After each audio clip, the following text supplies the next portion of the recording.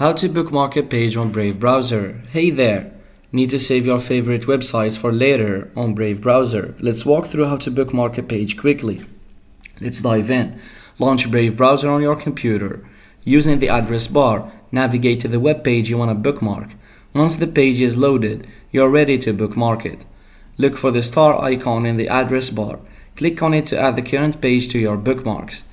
Optionally, you can edit the bookmark details such as the name and folder location. Click on the bookmark name to edit it, and select a folder from the drop-down menu if desired. Once you're satisfied with the bookmark details, click on the Done Save or Save button to save the bookmark. To access your bookmarks later, click on the three horizontal lines in the top right corner of the browser window to open the main menu, then select Bookmarks from the drop-down menu.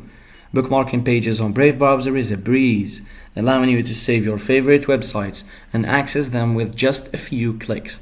Happy browsing! Thanks for watching. Don't forget to subscribe.